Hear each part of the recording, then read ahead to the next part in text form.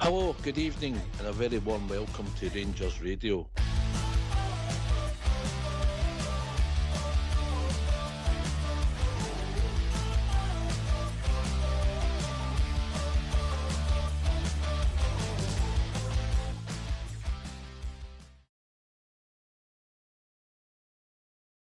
Hello, good evening, and welcome to Rangers Radio. The squad prepares to face Motherwell on Sunday as our title-chasing run-in begins, but it was the off-field matters that grabbed the headlines this week, and that didn't change today, which we will discuss later on in the show this evening.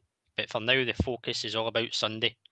Joining myself, Robert, on the show this evening is AK, and it wouldn't be a Friday night without him, the Bridgeman. Evening, AK. Good evening, Rob. Good evening, Bridge, the Takey team and everybody that's listening. Evening, Bridgeman. Oh, good evening to yourself, Robert. Welcome. I've not heard you for a wee while, but well done. And of course, AK. And the Takey boys in the background, big shout out to them. Can I just say to all the Rangers fans that are listening all over the world, good evening. Welcome to Rangers Radio. Yes, of course, we had a wee break there, AK. I know the Bridge was on last night. Enjoy that break, AK? Or were you dying to get the Rangers back in the screens? Nah, I was kind of itching to get the Rangers game again, get back watching our team and see how the season develops. But the team took the opportunity to go and refresh the batteries, change of scenery, a wee bit of team bonding, hopefully get some injuries, concerning injuries, give them a wee bit of cure time, and you know it's the final push now. It's the last 5 games of the season, and there's a league title at stake, Rob. You're right, mate. You're right, of course. And I'm sure we'll hear from Danny Rule from his press conference how that camp went, and some team news as well ahead of Sunday, mate. But obviously, as I said at the start of the show, off-field matters during this week took the headlines. I know Bridge spoke last night about this. James Tavernier, AK, confirming that he will be leaving at the end of the season. I don't think you'll be surprised by that decision, but give us your thoughts on the decision overall, mate, and the timing as well for yourself. We've discussed it as the seasons went. Obviously, we knew that his contract was due up at the end of the season. So we were wondering whether discussions were happening. I think they obviously happened in Spain. They took the opportunity to sit down with our captain, with the owner, with the recruitment team, the manager, and they came round a table and decided what was the best way forward. As it materialised, Tavernier decided upon himself to put a statement out on his Instagram account to notify the Rangers support that he was no longer staying beyond this season, and that would be it for him. I don't think that is what the club wanted to happen. I think they wanted to keep it to remain in-house until the end of the season.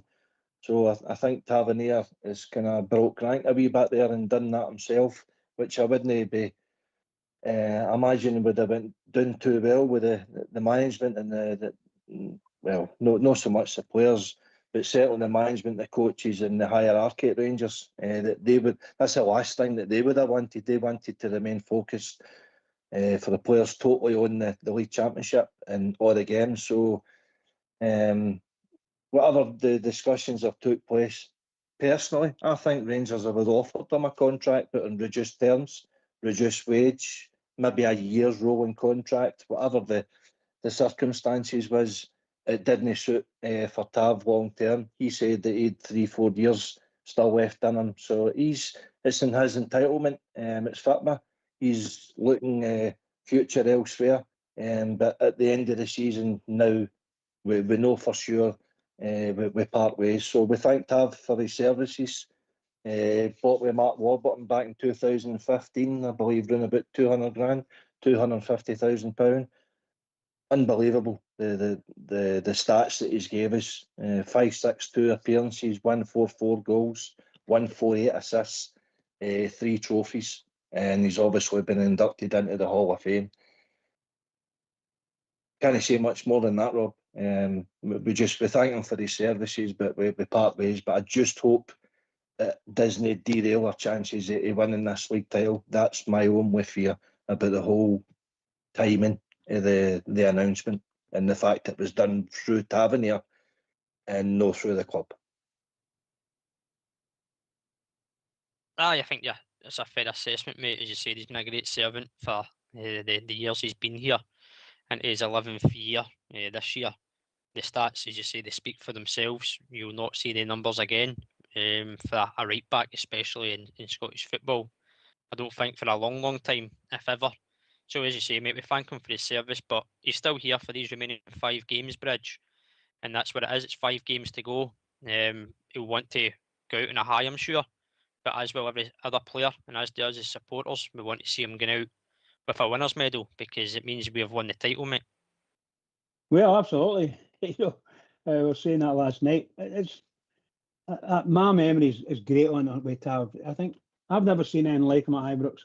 There's a wee YouTube video going around with all of Tav's free kicks, and some of them are just absolutely fabulous. Really and truly, great goals, and that's what he gave to Rangers over the 10 years or 11 years that he's been here. And I'll tell you, every Rangers fan is very happy. That's what he gave, and he kept us going. He's the one that carried us through. And a lot of these times, his goals were really special because of the game he was playing in. Some of the goals settled the game, if you follow what I mean, for us. Just great. It was just great. The only thing I could say is over the last certainly the last 2 seasons, this season and last season, I thought Tav started to fall away for the game, and that was down to his legs. I think everybody could notice that. But what expectancy is he's going to defend because he's a right back. But I don't think he wanted to defend, and you found he was getting caught up the road, up the 18-yard box and all that, places where he shouldn't be because of his legs, because he never get back. And of course his game could get caught up with as well. Sometimes you get some shocking passes from him, but that's because he was playing in defence, and he just didn't have it, as far as I'm concerned. However, you take nothing away from him.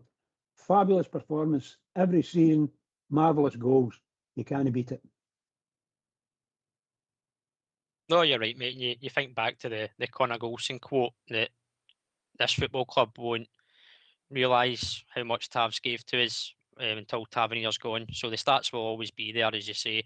They're in the history books, and that's one that we'll look back on and have fond memories of the goals and the assist and his contribution, and especially that European run to Seville where he got the golden boot for the top goal scorer in the European competition, which is an achievement for an individual in Scottish football at right back is a phenomenal award to get. So it goes with our best wishes when the time comes, but there is 5 games to go still of James Tavernier. But Bridgeman, I just want to stick with yourself for a moment. Obviously the club announced today some sad news that the former player Quentin Young, also known as Cutty, sadly passed away at the age of 78. Your memories of Quentin Young, Bridgeman?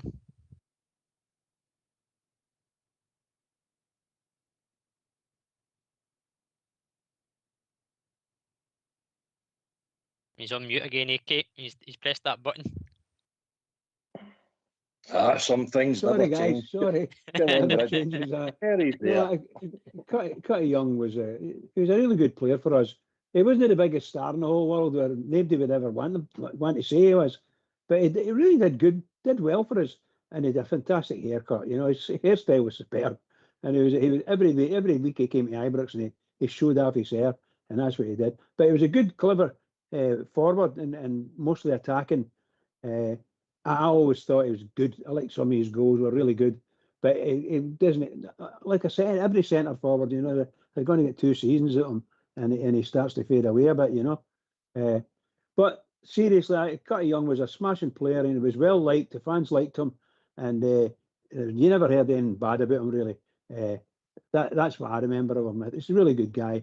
He gave a couple of nice interviews, and I had this wonderful haircut. It was magic, brilliant to see. Okay, I believe obviously a bit before our time, mate. Bridgeman's showing his age there with the memories of Cutty Young, but I believe he he played in the first ever European Super Cup, scoring in the second leg against Ajax for Rangers. So that's in the history books as well, mate. As you say, a wee bit before our time, Rob, but I've been reading some posts and that for Rangers supporters who witnessed him play and said he was very entertaining. I think he was a winger, if I'm led right. So he was a good player, a good pro, and a good guy to have in the team. Obviously, a talented player as well, and a Scots boy. I believe he was down Ayrshire way, down Drungan.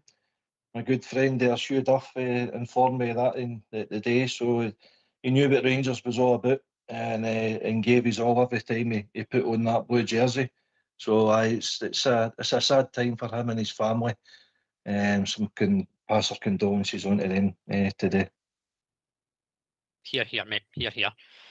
Well, as I said at the start of the show, boys, there is a game on Sunday. The title chasing run-in begins on Sunday against Motherwell at Ibrox. So if you don't mind, we'll hear from Danny Rule in his press conference today, and then we'll get your thoughts on the first part of that interview. Danny, I guess the obvious place to start is with the big news this week that Captain James Tavernier is going to be leaving the club after 11 years. I know you've only been a small part of his Rangers journey, but how important has he been for you, and what do you hope his legacy will be here? Yeah, general, I think with such memories for a club, it's always a big one, a big news for you, for us, for the club, for the fans, for all of them. I think it's great since I'm here. He was a good captain for us. He led the groups on and off the pitch. I was always in conversation with him.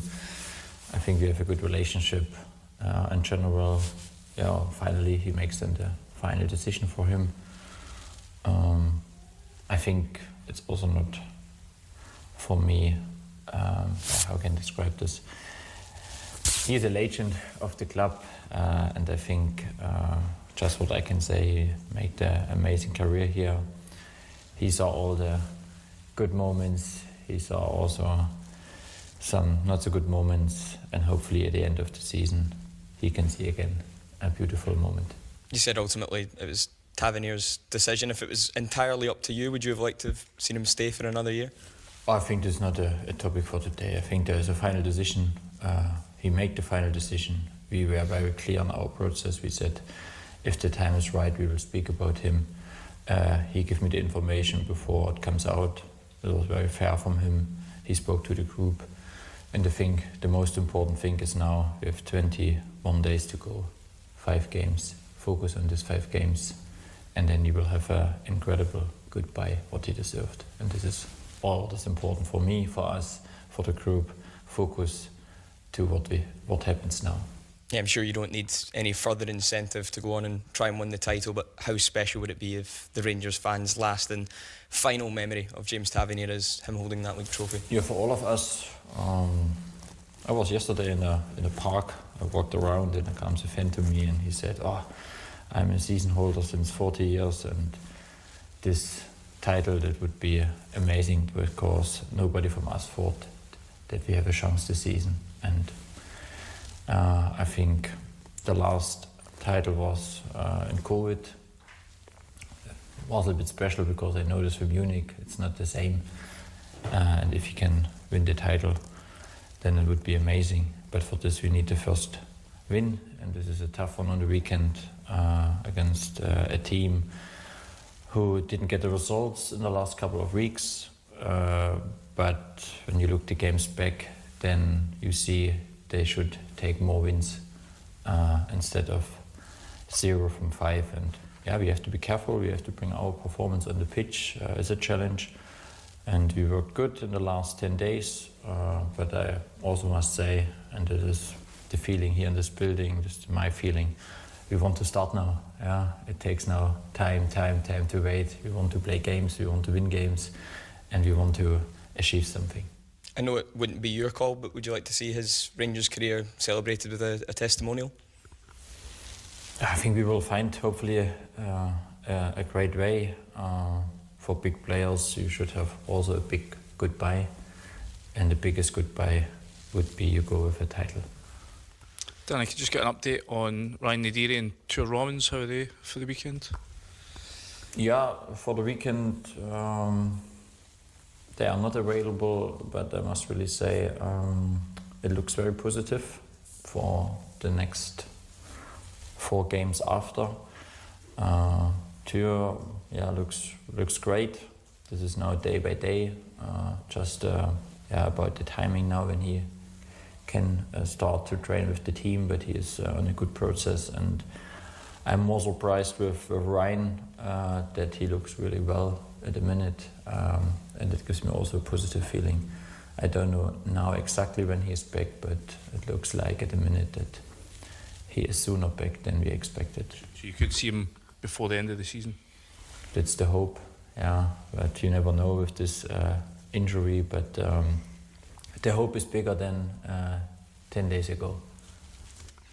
Danny, the news earlier in the week, Ashton Scally's committed his future to the club. I just wonder how positive that news is for you and what you make of him as a player. Yeah, at first big compliment to the club. We worked really hard to keep him here. I think he had a lot of interest from a lot of big clubs.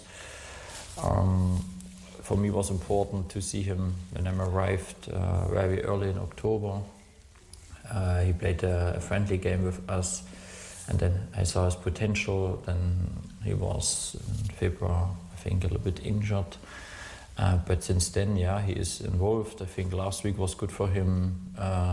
We have a schedule with the young players. They are always involved in 2 or 3 sessions during the week with the first team. I think this is crucial.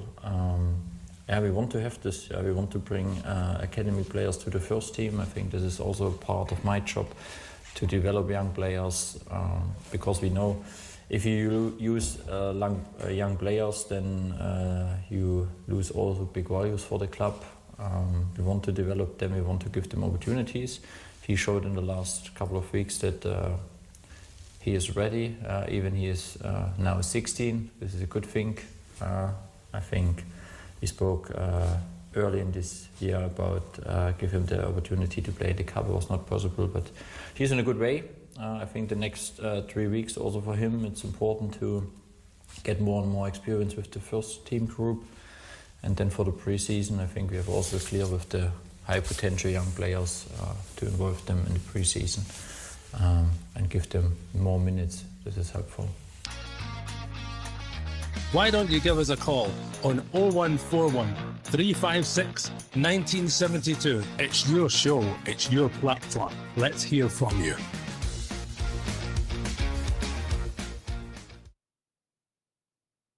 Well, thanks for that, Fox. No surprise, AK, that a lot of the questions there in that first part were obviously about Tavernier, and Danny Rose obviously had his comments on it.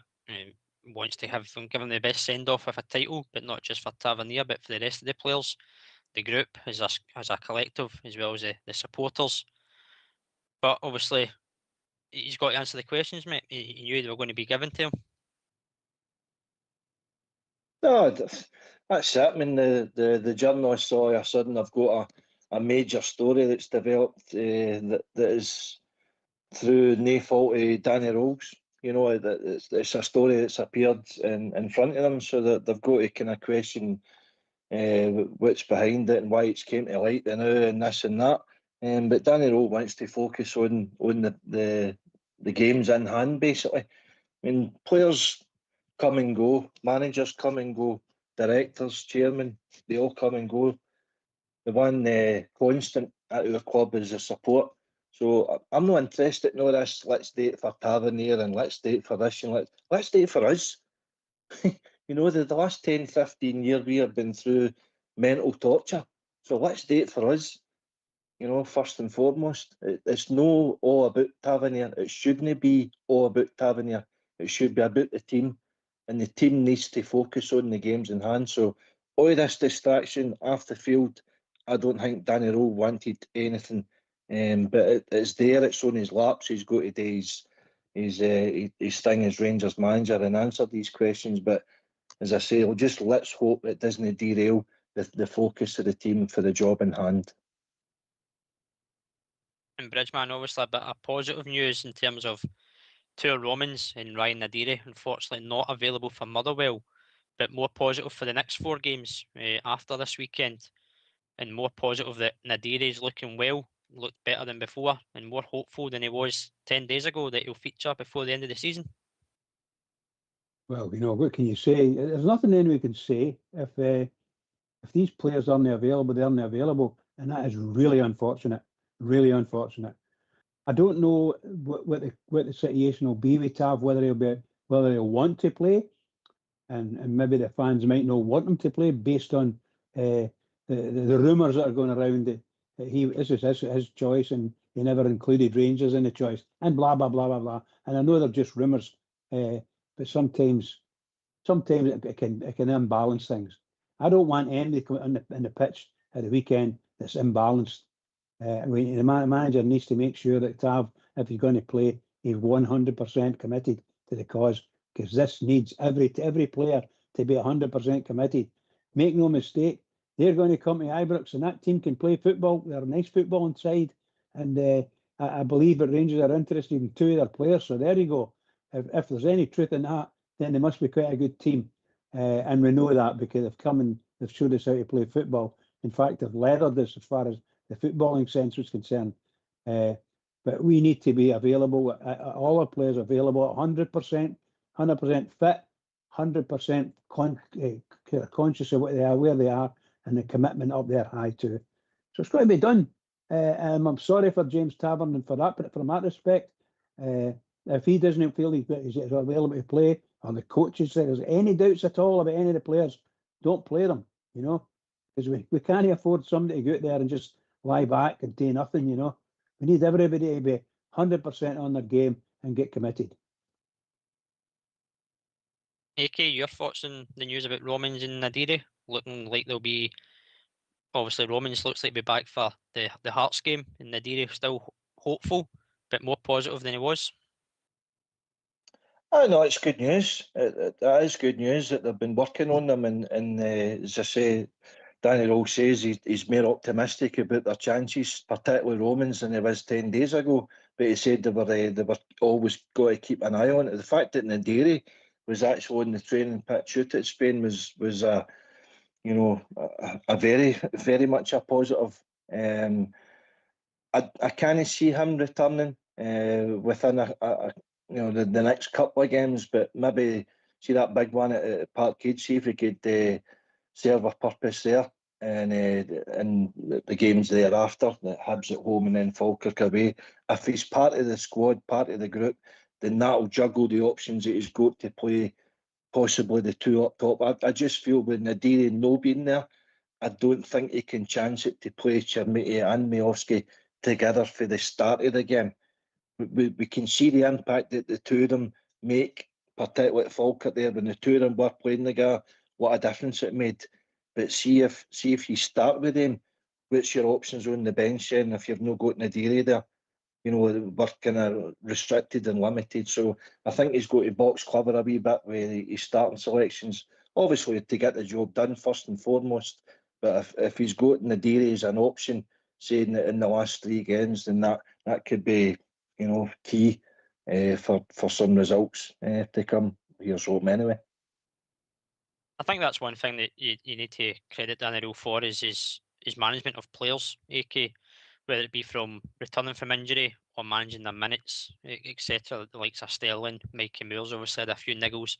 He's managed that, and I think that's kind of echoed when he talks about the youngster, Ashton Scally, age 16, who signed his professional contract with Rangers this week as well, beating off some competition from down south in the Premier League. So, AK, good to see that we're looking at the youth squad, and it certainly sounds like Danny Rose looking closely at them. They're heavily involved with the first team in training, and the idea will be for pre-season that they come in as well and give a good accord of themselves. I think, Rob, that Danny Rowe has looked at the structure of Rangers and where can we improve, because our academy has certainly been a failure for a number of years. The lack of development that certain players are getting over the years has been a detriment for us going forward, and particularly for the individual players. They don't have the likes of reserve leagues or that to kind of bite their teeth as a professional football player, getting into that level up for playing against players of their own age group, so that they've got to get some sort of fast track development somewhere else, whether that be farming them out on loan, which isn't ideal, because then we can't really see their development, how they're training and how they're adapting to different environments. So that the fact that he's recognising that all these boys need to start training with the first team and integrate them into it and get comfortable in the environment and the players are going to be playing with for future use. So I think all in all, he's kind of stripping it back and see where we can improve things. And if this young boy's as good as what they all say he is, then hopefully that will save us a few bob in future transfer fees for replacement of first teamers that we've got in now, mate. Brisman, it's what we want as supporters, to see the youngsters come through, like AK says. It's something that we've not seen over a number of seasons. We always cry out for one of our own or somebody that's came through the youth system breaking into the first team. And if that's the route that Danny Rule wants to go down, bring these players in, give them the platform, it's down to them. But it's always positive to hear that the youth team is being considered. Yeah, I think this manager's been quite enchanted with that boy, Finlay Curtis. I think he liked him, and a youngster coming through. We've had quite a few on the fringes this season, I think, and I think the manager liked that. And now he might see we need some more. Let's see what we've got. I heard there was a young 16-year-old ready to come into and are close to the first team. So there's the players there that I think he likes, and his coaches, his youth coaches are doing very well with him, which is a big bonus from where we were even 2 or 3 years ago. You could hardly get anybody to even go in and substitute for us, you know what I mean? Now it seems we've got a couple of boys that are able to do these things. Look, some of the guys we've got on and signed on us, they're young. Some of them are really quite young, and I know we're desperate to get rid of people to clear some money off the. Maybe some of these youngsters you maybe want to hold back on. I don't know about the managers who want to the budget, but I would think that we should maybe be giving second thoughts to some of the youngsters that have played first team football and not too bad when they've done it. Just to make sure we've got players there that are available and know how to play for Rangers. That's the only way I can think about it. Other than that, it's bloody good news about youngsters. It's really good news for Rangers if we can get that. If Danny Rowe can pull something off there, fantastic. That's always a positive news, mate. I actually read something this week as well that the academy have been working with the youngsters, particularly the fullbacks, and playing the same way that Danny Rule plays the first team with the fullbacks. So it seems like there's a structure there in place that will help their development should they come into the first team, and let's hope we see some youth coming through into the squad. But we'll hear the second part of Danny Rule's interview, press conference from today, and we'll see what he gives us. You obviously had your training camp in Spain. Just wonder what it's been like for you to have a couple of weeks with the group and not have a game at the weekend, to have some time to work on things. Yeah, general, I think when you win 6-3 away, then it makes it much easier to take this time. It was a good mix between hard working on the pitch, good togetherness off the pitch as well. I think it was a strong, and a good atmosphere in this last couple of days. I think everyone felt it. Was nice to have some fans around us in the camp. We invite them for dinner. I think this was fantastic to get also them. All in all was nice to be there for 5 days. But we are back now here. We worked the last 3 days really hard. Now we have 2 more days for preparing the game. And what I said, I think everyone wants to play now games. We want to play, come from the national break, again a break. Now we want to go forward. We want to win games. We want to perform. And on Sunday it starts. Were you guys, Danny, were you taken by surprise by James, the timing of the announcement? And would you have preferred it to have kept until the end of the season?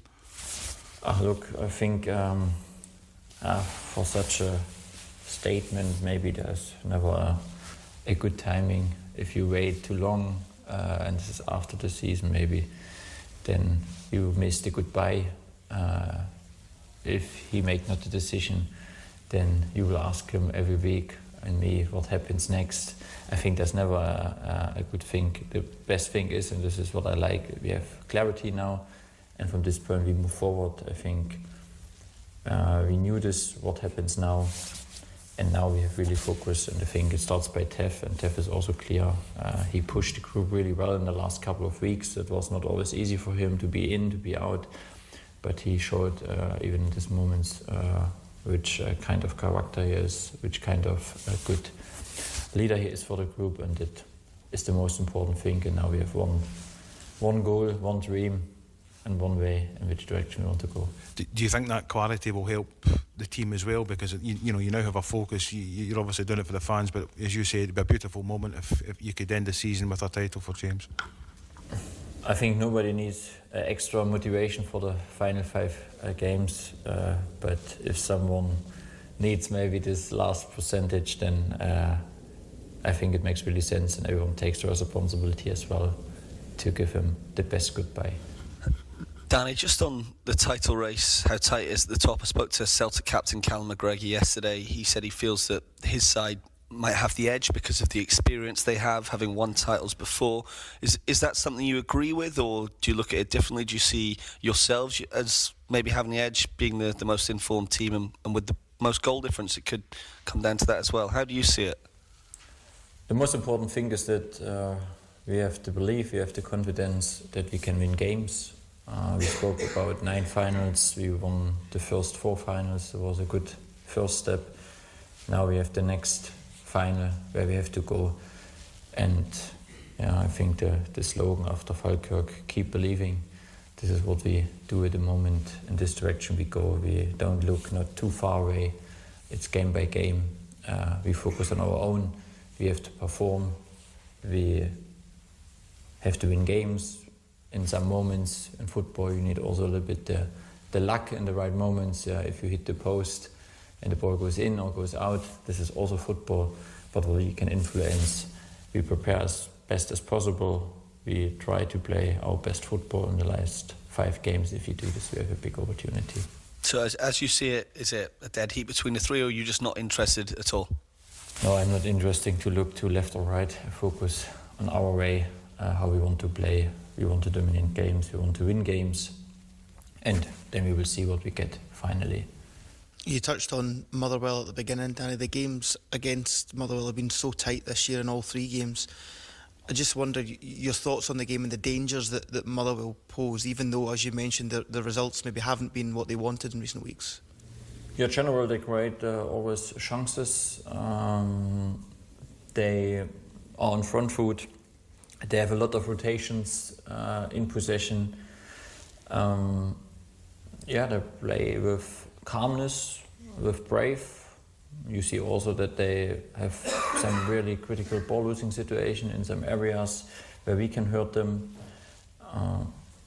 and they can dominate games. I think this is also part of this story. I think in all the games now, what I watched so far, big opportunities. Even on the weekend last week, they could win this game. But on the other side, my group can also hurt a lot of opponents.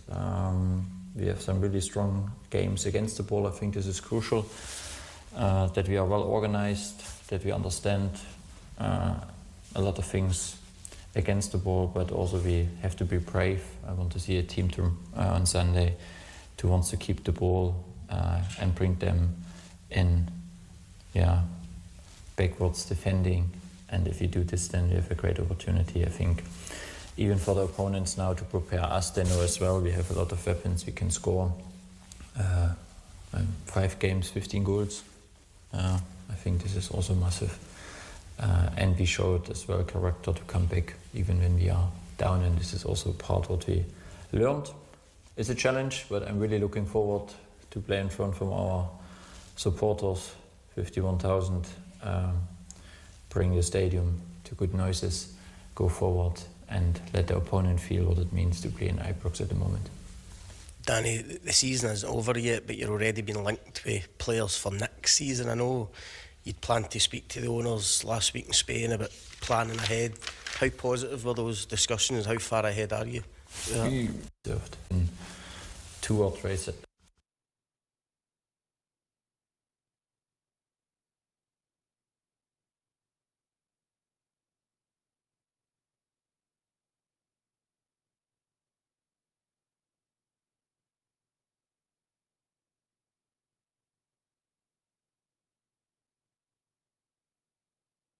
Apologies for that, folks. I think we've a bit of a technical issue with that interview there. We'll try and get the rest of that back up shortly, but thanks for that, Fox. AK, one thing's for sure, he's clearly focused and he's eager to get back to playing football. That's how he earns his coin. That's why he's in football, and he's put us in a position where we can win the title, which a lot didn't foresee a few months ago. But it's there. We're right on their Hearts' tail. We're breathing down their neck, and we've got ourselves a sandwiched in between Hearts and Celtic, and it's up to us now. How the last 5 games materialises. It'd be good if we could win them all, but the way this season's went, nothing's really went plain sailing. But he spoke about 9 cup finals, 4 games ago, and we've won 4 of them. Celtic have dropped points in the 4 games, and Hearts have dropped points in the 4 games. So we just need to look after ourselves, mate, do our job, and hope that's good enough come the end of the season. Bridgeman, that's the clear message from Danny Rowe. He's not interested in looking left or right, who's around us. The focus is on ourselves. He's identified that we've got weapons now in the squad. We're starting to score a lot of goals. Yes, we've conceded a few more than we'd like over the recent games, but we're scoring a lot more, creating a lot more chances with the informed team. So he's right to be upbeat and optimistic about this. Yeah, 100%. You know, as we were saying just a wee bit earlier, I believe if we could get his strongest team in for 5 games, then we'll do well. I really do. I get a wee bit jittery when we know we've got good players, strong players in our team injured, and they can't make it for any of these games. However, we're going to play at Ibrox at the weekend, and Ibrox is going to roar for them. Absolutely roar. And we've got to do it. Got to win. And the manager's absolutely right. Forget everything else that's going on and about you. Don't care if their captain says anything about Rangers or asks any question about Rangers. Couldn't care less. As far as we're concerned, there is only one, and that's Rangers. And we've got to look after ourselves and make sure we're all ready. As I said a wee bit earlier, we've got to be ready in the head and in the rest of the body. And let's go and do it. Otherwise, if you don't do this, you're going to be in real trouble. AK, Bridge mentions the roar there, and Danny Rowe touched on it. Make the 51,000 support, home support will be there on Sunday. Make the noise and let teams know what it's like to be at Ibrox at this moment in time. Becoming a fortress again, mate, as we know it. Making it an intimidating place to come. Oh, absolutely. And the score lines recently at Ibrox reflect that. You know, the amount of goals that we're scoring. We're tearing teams apart now, mate, which is great. We're just coming into form at exactly the right time.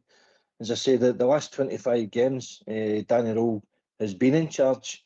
He turned a shit show, basically. Albert touched on it last night. 13 points behind we were. With Hearts, we were 9 points behind Celtic, and now we're right there. You know, so it's there, mate. But we've all got to believe this is a whole team effort for the players, the manager, the coaching. But the support, you can't underestimate how much our support can affect the game as well. Not just for us, but also the opponents. We've seen it in Europe many times, where possibly on paper better teams have came to our ground, but they've been totally spooked by the atmosphere at Ibrox, and we've unsettled them, and we've lifted the players onto levels that probably they didn't even know they were capable of doing. So just everybody has to give the full effort. You know, it was their phrase now, the full 90, full full noise, full house. That's what we're looking for. So if that gets us over the line and then exerts pressure elsewhere, well, they're going to be playing ahead of us this weekend, per chance. Celtic playing the Saturday, and then I think Hearts play maybe lunchtime-ish or something in the Edinburgh Derby. So we're the last game out of the three. So the pressure's going to be coming on us, depending on the results. So we've got to stand up and get the win that we're looking for. But we've put ourselves in a great position, and the goals aggregate could come into it, and we're top of the trio on that scale as well, pal. Here's hoping, mate. Here's hoping. Unfortunately, I'm not able to get the rest of the press conference there. I've got a bit of a technical issue, but he was asking Danny Rowe there, the journalist, Bridgeman, about the future planning. Obviously, he went to Spain, had the camp with the squad, but he also met with the board. He said he spoke to them on a daily basis. Spoke to Jim Gillespie, Dan Purdy, Fraser Thornton, and the Stig, we'll call him. And his obviously plans have been made a few weeks ago, and it's good to start now, obviously with a busy summer with the World Cup, clear direction. But a big thanks goes to the chairman as well for organising the camp at Danny's request, which gave them time to get the squad away, but also have those conversations for the future planning. Yeah, you can't beat it. I think our manager's done has been quite tremendous, and he's been supported by the board in doing so. I think he's really well thought of by the board, and I've said this before. He's going to have to negotiate hard with the board. The board are no fools, and we must continue. Maybe let's put that. We must continue with the good results and good play and scoring goals, and that gives the board a bit more confidence in investing in us, particularly for next season. And I think the manager is going to win their heart. I'll tell you that. He'll be there. But the three things I think is going to go, he'll be there and we'll be behind him all the way. That's what we need. Everybody playing for everybody else and themselves, and they get tore in all the way, no problems. AK. Oh, listen, it's good strategy for all involved. I think that's the key thing that Andrew Kavanagh has brought to the club: professionalism. He wants to run it as a proper ship, and he needs people to trust. He didn't have that previously under the Patrick Stewart and our previous manager and things, but now I think he's got every confidence, every faith that he's got the right men in charge there, and he's comfortable about the direction that we're going to take the club in. So we're having all these discussions now, and we're just doing what a proper football club should be doing. It's not just about this year, it's about next year and future years. He wants to make us a serial winning club, basically, and it's not just one title every 10 years. It's one title and then it's the next title. Where's the next trophy coming from? When do we qualify for Champions League? When do we budget for Champions League? When do we budget for players with Champions League money? You know, all the things are factors, and all that can still materialise this year if results go our way. But first and foremost, the supporters, directors, football players, coaches, they're all got job in hand to now win the SPL title, and the rest can take care of that. If Olympiacos don't win the Greek League, if Shakhtar Donetsk get put out the Conference League, well, that's the gateway open to Champions League. So all of that comes into factor for what their budget is for players in the future and the quality players that we can bring to the club to achieve future success thereafter this year too. Danny Rowe mentioned that we've got weapons there now, and probably you would class them, Bridgeman, as assets within the squad. He was asked about Manny Fernandez in particular. A lot of suitors rumoured to be interested in Manny Fernandez this summer. Danny Rowe goes on to say that Manny knows what he has here. He's developed very quickly. 1 year ago, he was playing in English League One. Maybe next year, he could be a Champions League player. Lots of positive, such as the fan base, the stadium, and a group of players, which makes this special. It's always good, Bridgeman, when you've got people interested in your players. It means they're doing well, your team's doing well, but Manny Fernandez is certainly a player that's improved, particularly under Danny Rule, and a key player for us going forward, hopefully. Well, I've been a big fan of him, Fernandez all the way through. I know we bought him and he couldn't do anything because of injury or whatever. The manager didn't think he was right or whatever you want to call it. But look at him now. He's a key person in our team. And when he's not playing, you know he's not playing. Because there's nobody there that can play the position better than him. Now he's still raw, he's still young and raw for a centre half. But the truth is he's doing very, very well. And look was after him. Big teams after him. Allegedly, we don't know if it's true, but allegedly they're after him. And if big teams are after him, then the guy can be confident in the way he's playing, what he's doing, how he's doing it. It's all being looked at and checked, and boxes are being ticked because somebody wants to buy him. I don't know if Rangers would be, shall we say, I don't know whether to say brave or foolish to sell him. This summer, it needs to be a really good deal for Rangers, and it'll be the first really good deal for Rangers for a long, long time, because we've lost out on so many really good stars. We never got a hating for Morelos, and I thought he was a fantastic player for us, but we never get nothing for him, and a few others. We need to get, if we're going to get money in, let's get it in, but we must be brave. If we're going to be brave, then you're going to have to accept the offers for Manny Fernandez. Not the first one, obviously, but whatever he's want to do, if you want to get the best of money from him, he has to finish big this season. And if he wins the league, then, we better watch it, because I think there's a few of our players going to be talked about in big places. And that we have to do it. But we Rangers need to make sure what we are doing and make sure we get it right and make sure we win. And win our games, win them well, and he'll not have a problem.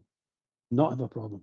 And Manny Fernandez can go. But I think he'll go. I think he's one of the ones who's going to take, maybe 15 to 20, maybe even more, £20 million to get him.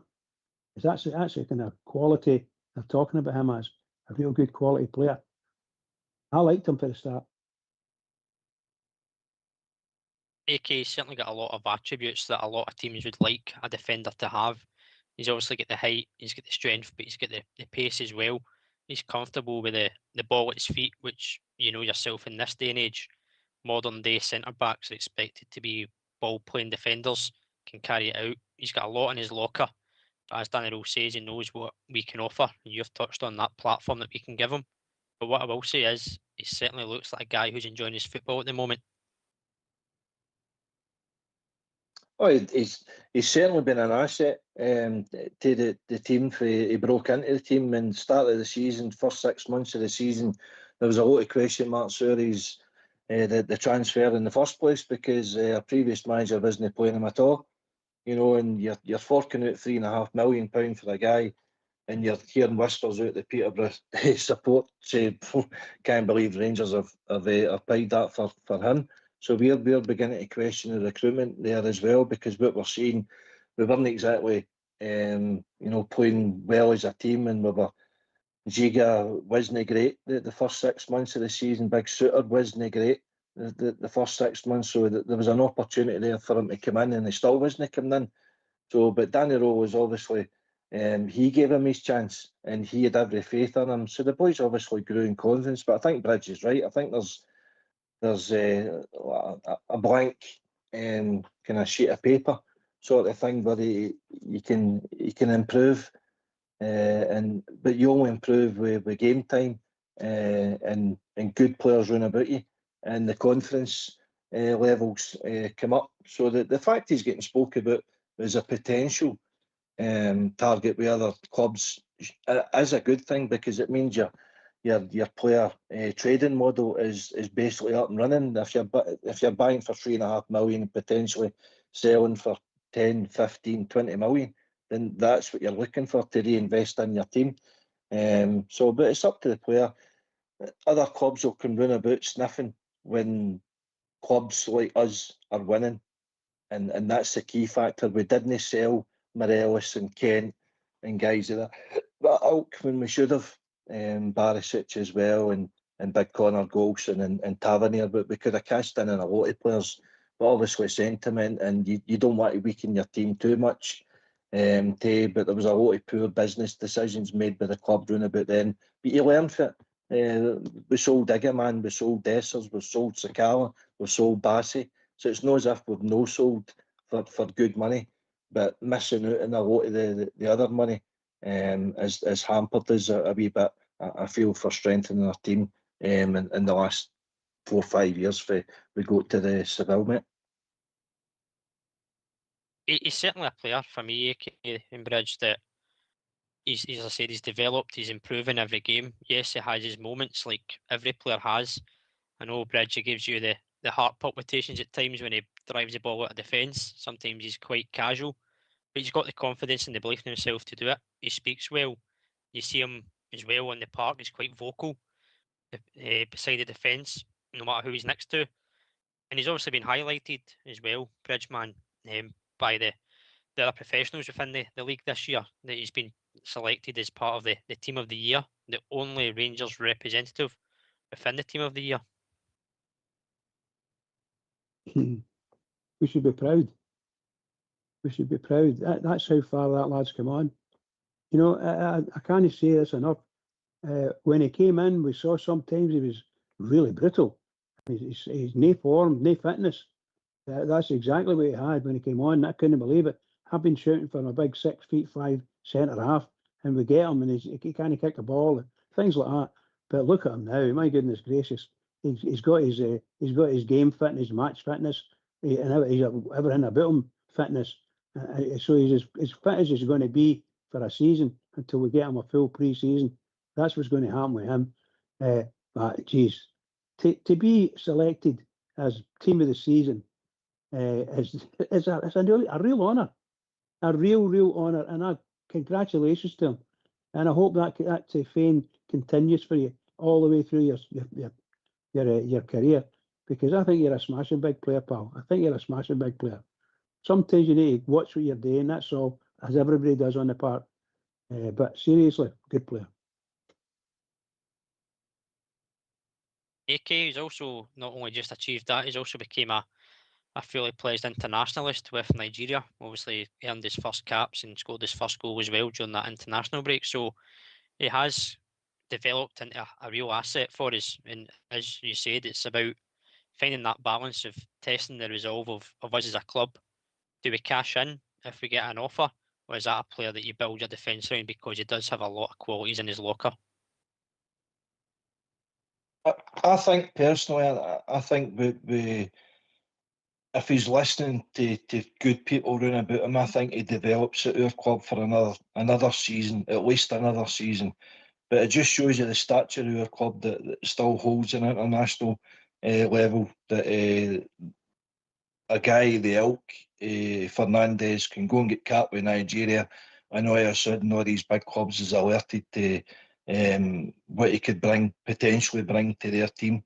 You know, so we're still held in high esteem.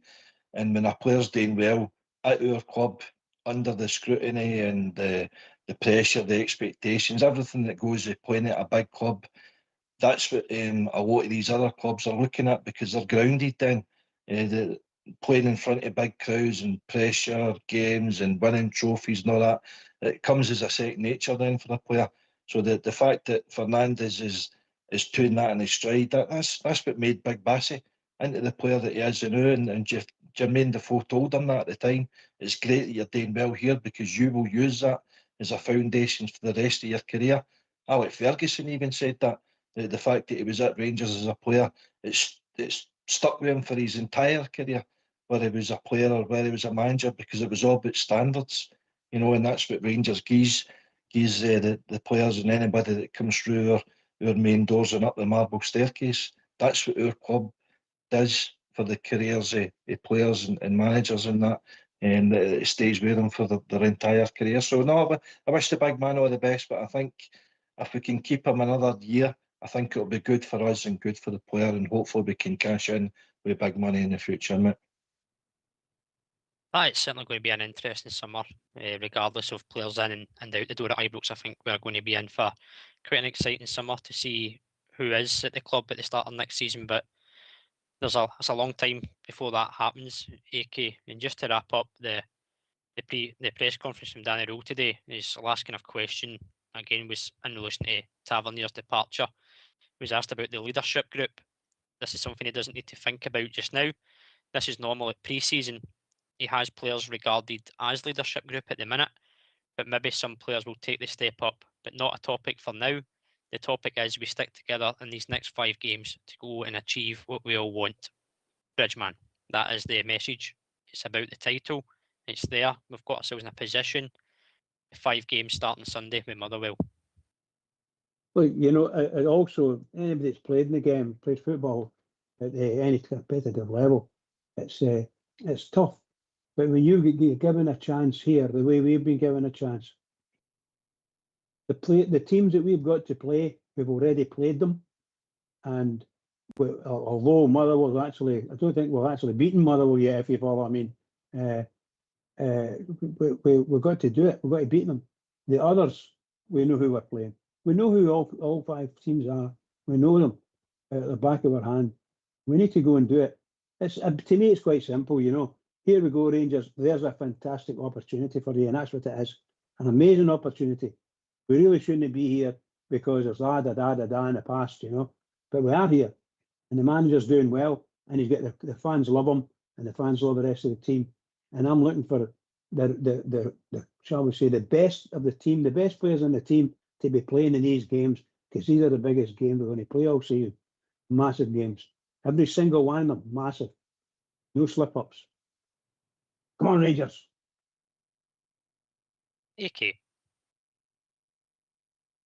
It's good to hear Bridge fired up there, but I need to point you out there, Bridge. Wrong about that. Motherwell hadn't beat Rangers this season. We beat them the last time they came to Ibrox 1-0, if you remember. Oh, so we did. Christmas time, I think. Yeah, so we did, but pal. You're right. Apologies. No worries. But they have gave us sticky games. That they've made out. The fact, I mean, Rob touched on the team of the season there. They've got 5 in that team of the season. So that's how well thought Motherwell's been. A wee bit controversial, so to speak, because you would think potentially the champions elect has probably got the most players in the team of the year, whereas a club that's sitting 4th now in the league has got 5 players in there. Hearts have got 4 players. Celtic 1, Rangers 1. So that's the players that's voting amongst themselves. Take out of that what you will, but listen, I'm expecting nothing less than a victory on Sunday. It's all about us now. So if the focus is there, the ability is there, everybody's believe. I think we win on Sunday.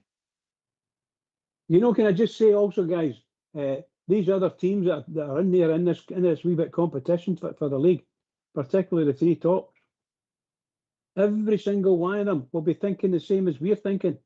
We've got to win. We've got to win. And if somebody's going to try and leave a mark on us for shall we say, for a European competition somewhere, they've got to win. They've got to get points and do it, you know, just like we do.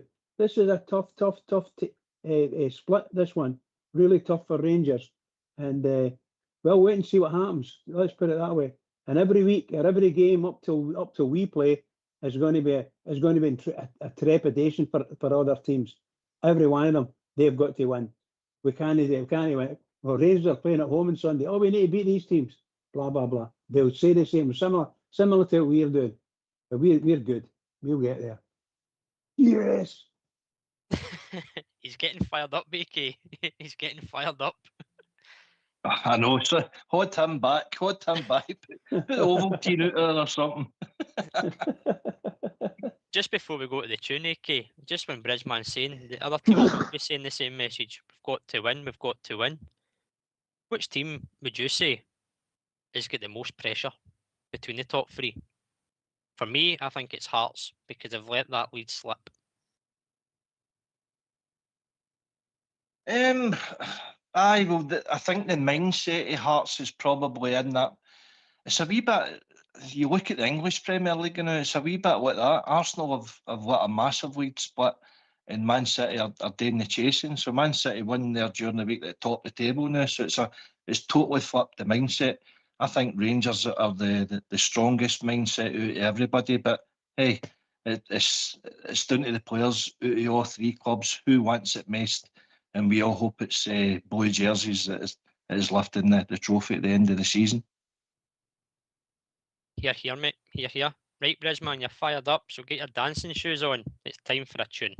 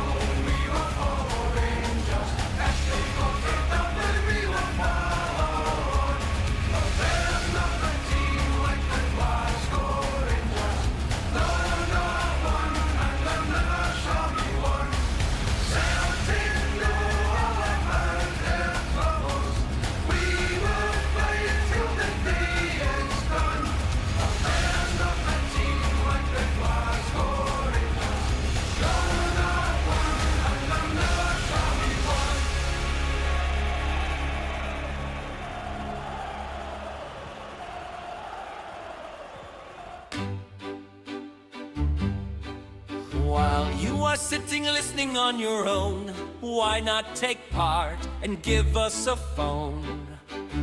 We would love to hear your points of view, so get off your bum and call 0141 356 1972.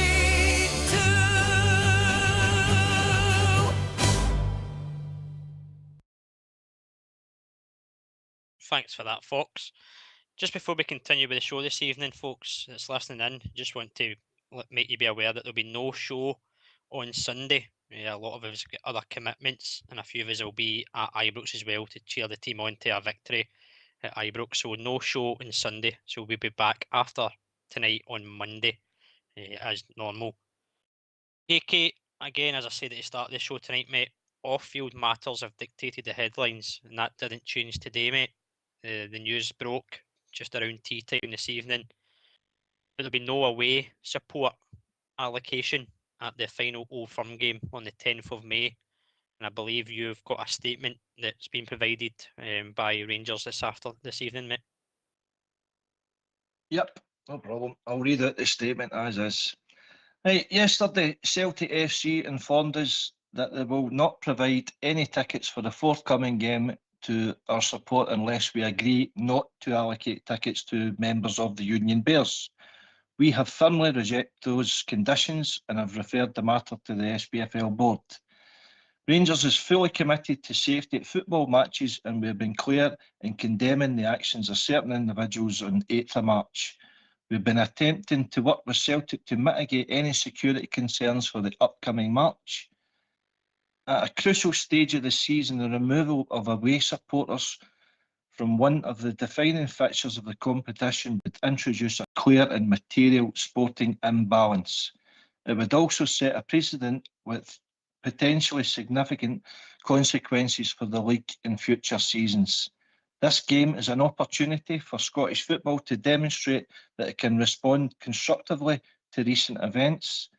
It should be a showcase occasion and a chance to rebuild confidence in how matches of this nature are managed.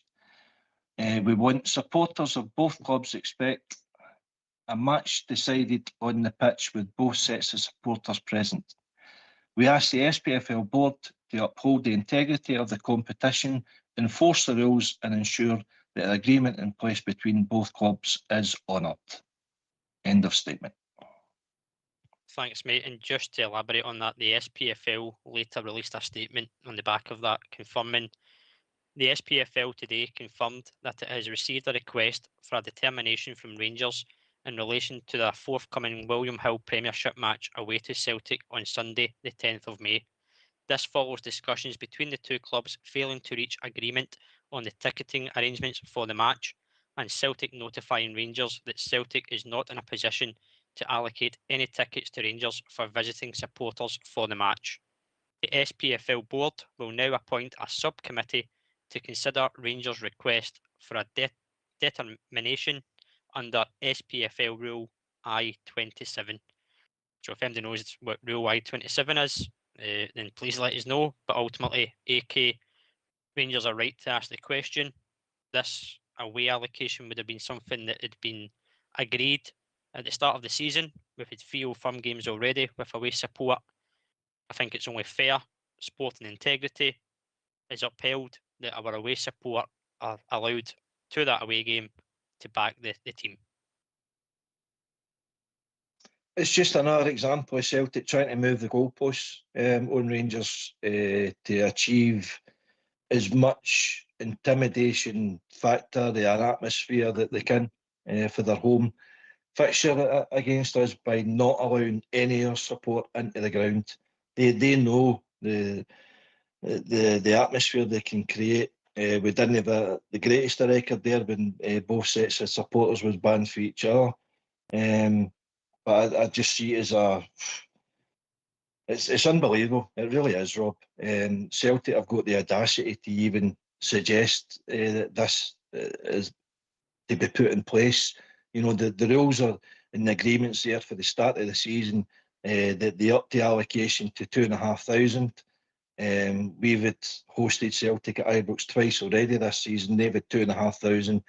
We're entitled to 2,500. For them to then turn round to the Rangers and basically say to them, we don't want you to begin Union Bears any of the tickets. They've got no right to suggest that in the first place, particularly in the back of the fact that they actually banned their own set of ultras, the Green Brigade, out of their home ground for a number of months, and they guys can still get away tickets, and they were in attendance that shame game at Ibrox just a few weeks ago. They are you know, how would you describe it? They had no control of, you know, who was going to obtain tickets and who wasn't, and then they're trying to empower, you know, to say to Rangers, no, you can have the 2,500 tickets, but as long as you're not bringing the UB with you. I mean, it smacks of just hypocrisy off Celtic. So it's over at the SPFL now for the sporting integrity of the league. And this is the kind of buzzword that they've been banding about for the last few years. They must insist that Rangers get 2,500 seats here, and then thereafter, if there's any future decisions where they're banning away support, well, that happens at the start of the season, not during the season, mate.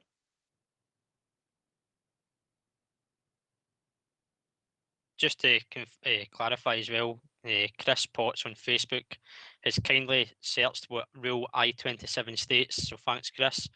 It states, I-27, the home club must make provision for the admission of such reasonable number of visiting supporters at every home league match and playoff match as may be agreed in advance with the visiting club, and in the event of their being unable to agree such number, no later than 14 days prior to the date of the league match or playoff match in question. The number of visiting supporters allowed shall be determined by the board, whose decision shall be final and binding. So as you say, mate, it's over to the SPFL, the subcommittee, to make this decision. Bridgeman, to me, there's a lot of labels you can put on it. I'll put one out there: discrimination towards our support. Obviously, they've named the Union Bears as part of that, and solely down to them to not be able to enter. My understanding is they make up a small percentage of the allocation. So you're discriminating a small minority of away allocation supporters. But that, to me, is also towards the rest of our support by saying that the 99% should be banned also. But as AK says, fairness, integrity, now the SPFL need to answer the question. Bridgeman. I first of all think it's a disgrace that the authorities have allowed Celtic to put Rangers, to call any group of supporters in Rangers. No chance should be doing that. Talk about their own. Away you go and work about it. Nobody can get you with the Green Brigade. No. They shouldn't be allowed to speak about any brand that group of supporters. That's up to our club and our supporters. They shouldn't.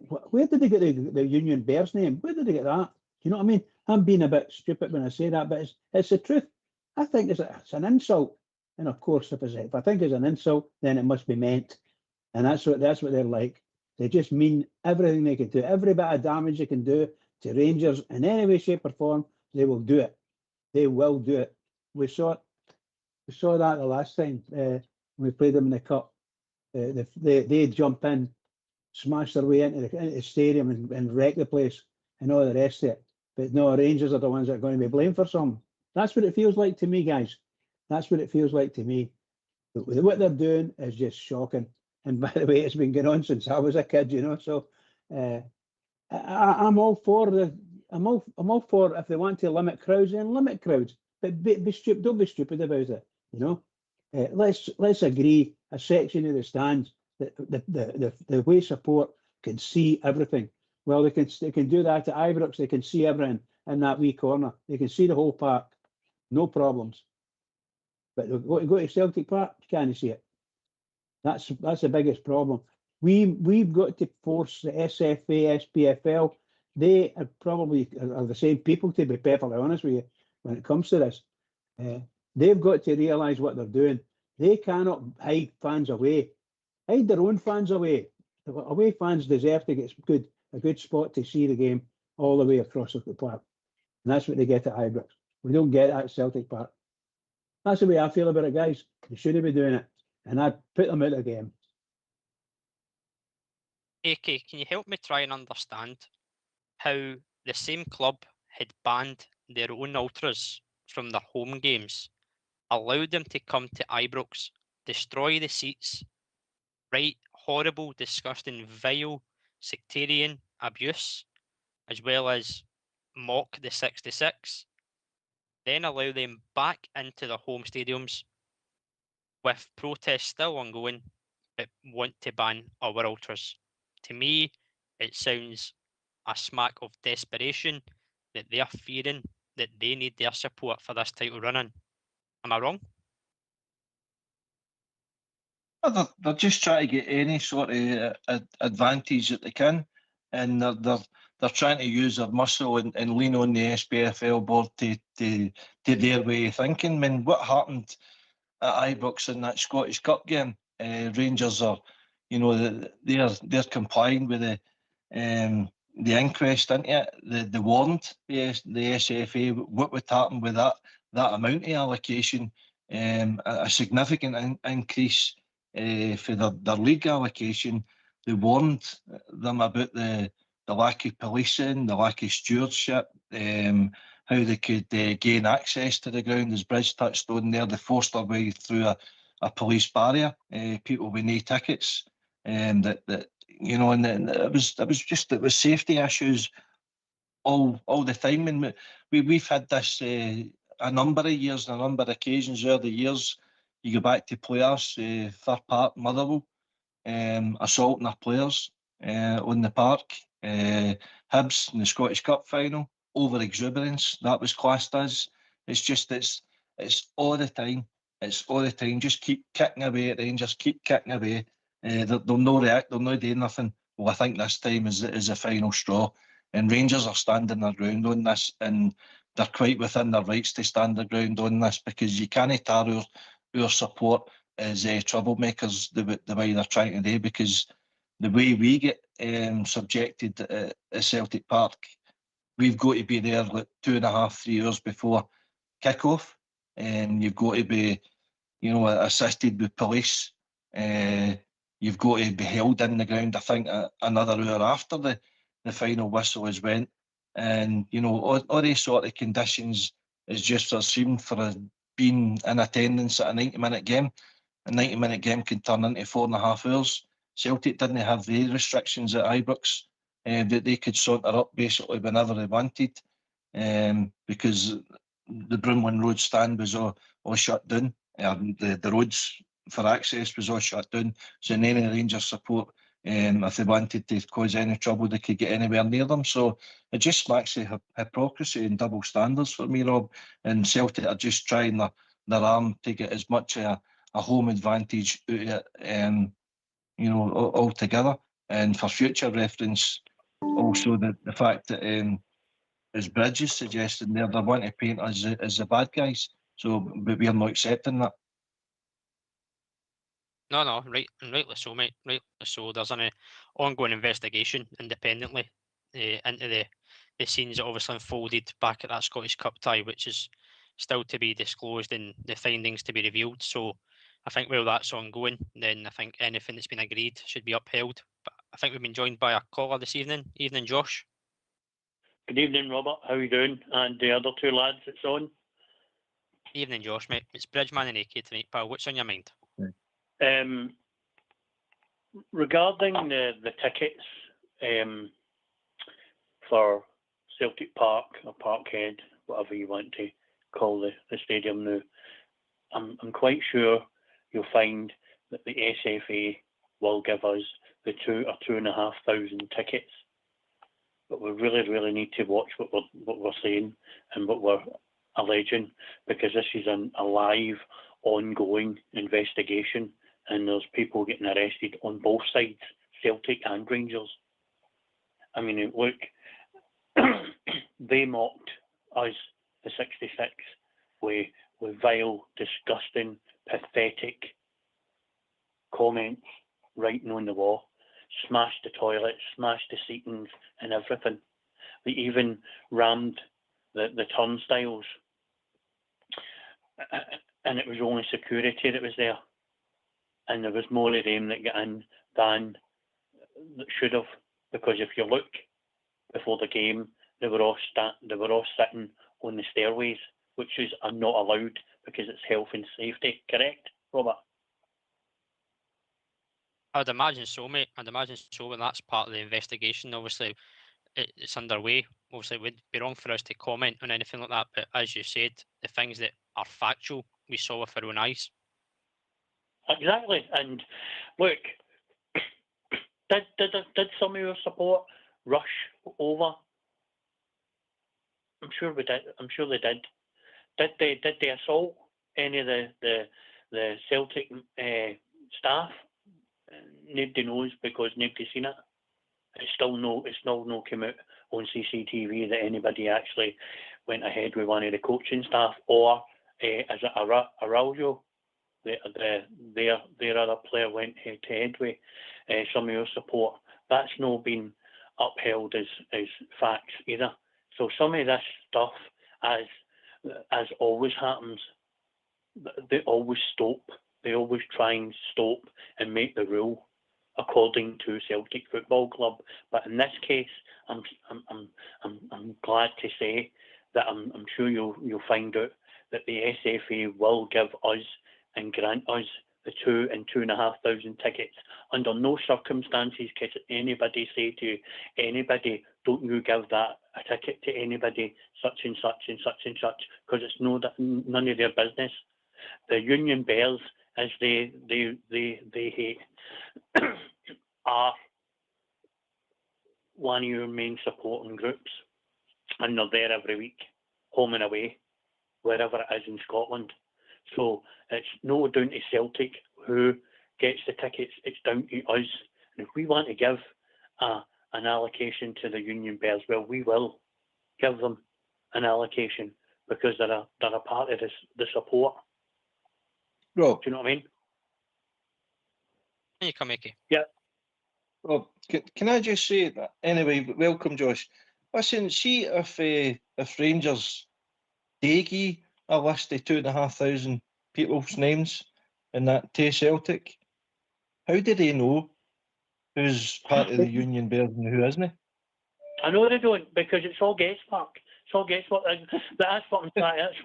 That's what I'm trying to say. Nobody knows any individuals' name, their addresses, telephone numbers, and all that kind of stuff, date of births, and all that kind of stuff. So it's a load of rubbish what they're doing. They're just there. It's a propaganda, and they've got their own agenda, just like their own scum of a fan base that is getting them fines and fines and fines and fines and fines and costing them hundreds of thousands of pounds. Josh, going to curtail your language here, please. What I was also going to say, Rob, if you don't mind, data protection Act surely comes into place. We can't give people's personal details to another person. Surely that's a conflict of information there as well. As I said to Robert, and I didn't mean to swear, but these conversations get you to boiling point, and you're going over and over and over and over and over and over and over a situation.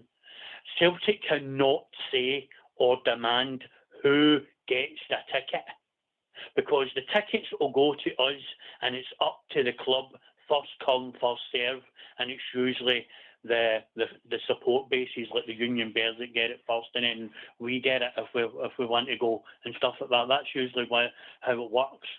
But they need to do something about where we stand, because there's a dilapidated little post that you can't even see in the main stand that is blocking our view. But in our ground, there's nothing. It's free to see the whole stadium, four corners of the stadium, and the managers' boxes and all that kind of stuff. So they need to get that sorted out. I think they should be getting us right behind the goals, 2,500, right behind the goals. No, that stupid wee corner that we get. Do you know what I mean? Because that's no good to us. Because half of the support can't see anything. I think that's the point that Bridgeman was touching on earlier, Josh, just before you called. The viewing aspect of the away support at their place is terrible, as Bridgeman touched on. It's a restricted view, like you said yourself, whereas they've got the Broomloan when they're at the cup game there in the league. They've got that corner where they can see the open field, so it is something that is probably up for debate as well, but that's a different conversation itself. But I think you're right in terms of the PFL. They've obviously got to answer the question, and I'll bring in Bridgeman here. They've got to answer the question, Bridge. But if they don't adhere to giving us tickets, then the SPFL will come under severe scrutiny, in my opinion. Well, look, we have to be really honest. We're Rangers fans, so we have to be really honest about it. My fear is that the SPFL is every bit as much Celtic fans as they are any other team's fans, if you follow what I mean. So let's put it that way. I doubt very much if they will back Rangers, or I fear that they won't back Rangers. Let's put it that way. But I can understand why. It's just because that's just the straightforwardness of it. It's just there. There's a bias in Scottish football, and an imbalance, I would say, in the way things are handled. And 99% of the time they're handled in favour of the team over in Celtic Park. So as simple as that for me, that's the way it goes with Rangers. I've said it with the referees, that's the SFA of course, but with their referees, all of them, vast majority of them will support the Celtic for sure. And the rest of them will say it's easy It's easier not to give Rangers a decision. And that's how serious I believe that is. It's all right to say that, by the way, but I actually believe that's the truth. That's what they do, and that's the way they work it, and they're doing the same here. They've fought their way into Ibrox, done as much damage as physically possible, and nothing's been said about it. Nobody's been charged about it that I know of, but they make a big deal if anything happened with the Celtic players. Were they abused by the fans? Blah blah blah blah blah. That's what they'll do. And then all of a sudden they come out with this lot and talking about looking for advantage. Unbelievable. Looking for advantage. That's no right. It's just no right to turn it. The Blue, why on earth do they not want the Union Bears there? Union Bears don't sit anywhere near them when they're in Ibrox. You know what I mean? There's no. What is this about the Union Bears that they don't like, other than the Rangers fans? I don't know. Why are they naming them? I think their basis, Bridgeman, is that from their side of view, is they're stating that they can't guarantee the players and supporters' safety on the back of the scenes from the 8th of May in the Cup game. But I think they forget that they entered the pitch before our support. And AK Rangers touched on it in their statement, that this doesn't just impact this fixture coming up. It also has consequences for the future games. We've seen games where it has been home fans only. Some out there will say it's better because you've got the whole stadium backing the whole team. Other ones will say you lose the atmosphere. But at the end of the day, the safety of all persons involved comes into it. So if this ticket allocation isn't given to us, then it would be fair to say that the away fans in any fixture in the Old Firm going forward will be away again. Listen, mate, it's ridiculous. Celtic are trying to make the rules, but it's no up to them to make the rules. It's up to the SPFL, who act on behalf of the clubs. You can't change the rules when the rules have been agreed for the start of the season, during the season. If you want to re-amend the rules, then you do it before the season starts. So the conversations should be happening during the summertime and the close season, and whatever gets agreed. But you cannot change the rules during the season just because it doesn't suit a certain club. Now, Celtic are trying to portray the UB as some sort of thugs and scoundrels and troublemakers and this and that.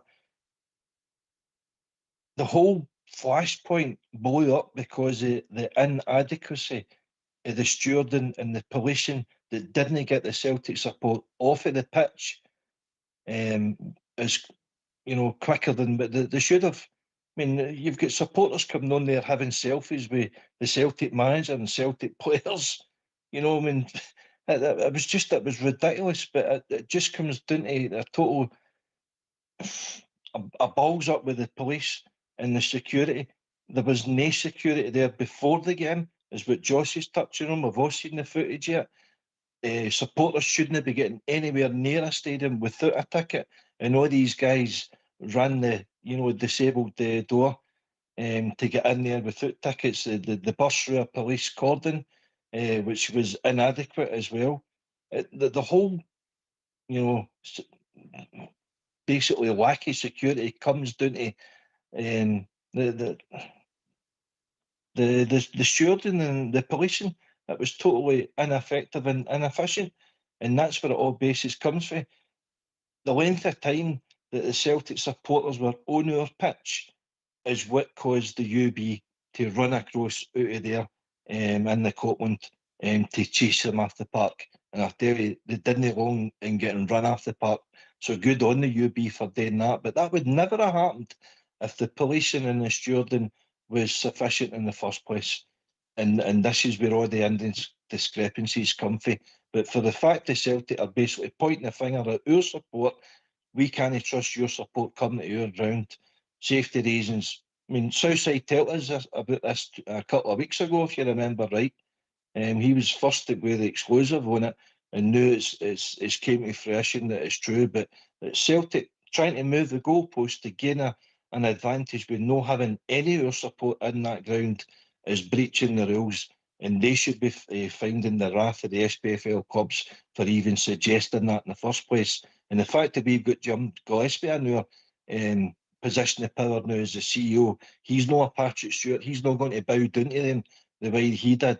So I'm hoping Rangers are gunning for whoever is put that statement out on behalf of Celtic. And if the SPFL relent at all on this, they should be going after them as well. This could end up in court proceedings. It really does. But it's stupidity because they're not being adult about it. You know what I mean, mate? It's just, I can't believe it. I really can't. But the integrity of Scottish football, at this stage of the season with 5 games to go, putting that sort of statement out tonight is just unbelievable. Josh, you want to come back in on that, mate, just before we go to the Friday night thing we all look forward to, and that's Super 6? Super 6. Yeah, so just what the guys have said, I think it will go to a court. I think there'll be charges. Who will get charged, I don't know. But, I mean, look, all the camera work lies with him. Martin O'Neill taking selfies and laughing. Aljo thinking he was a hard man. I mean, there was only 2 stewards on our doors down when you seen the footage, and they were all, and they shoved the poor 2 stewards against the wall and then just ransacked them and just ran in the stadium. And there was more supporters that were in the Brimley Road end that should have been. It was just. So they're just. I think basically they're just doing this just to. It's the usual. But as some of the support say, they get backed and it gets condoned. They get condoned and they get away with it. They don't. But this time, I think we will get 2,000 or 2,500 tickets. I really do think, because it's due. It's the law, and it was written in a contract before the Scottish Cup and before the league game when they got that full stand that we were to get the allocation at Celtic Park, and that'll stay. You can't undo what's in a contract, a legally binding contract with allocation. You can't. You really can't. And all the blame lies with him. All we done was just charge and get them off the pitch. There was no violence. There was no punching. There was no kicking. There was nothing. Because if you see the footage, our support ran along the touchline where the managers are, and then they come on, and they stayed at the halfway line, never ventured into their 18-yard box where they were, or nothing. Nothing was thrown from us, but there was stuff thrown from them to us, because you've seen a couple of flares on the park directed to our support on the camera, CCTV camera via Sky Sports. It certainly caused a lot of debate online already with that announcement this evening. It's certainly going to continue on, and we'll be interested to see what the outcome is of that subcommittee whenever that decision is made. And once that decision is made, I'm sure there'll be another talking point as well. But as I said, Josh, it's Friday night, mate. You ready for your Super 6? Yep, let's do it. Let's have it.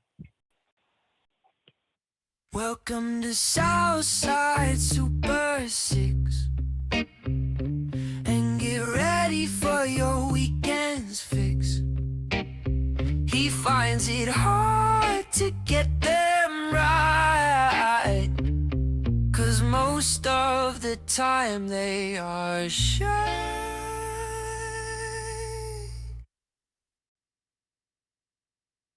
Hello and welcome to Southside Super 6. I hope you've got your pens and papers ready.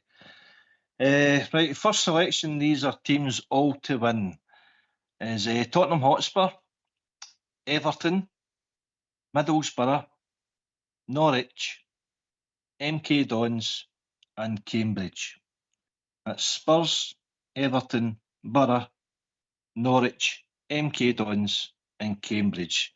And that comes to a hefty total of 19 to 1. Good luck, Southside. Well, you have just heard this week's picks are run out and bet like dicks. The sane amongst you will give it a miss, 'cause for years he has just been taking the piss.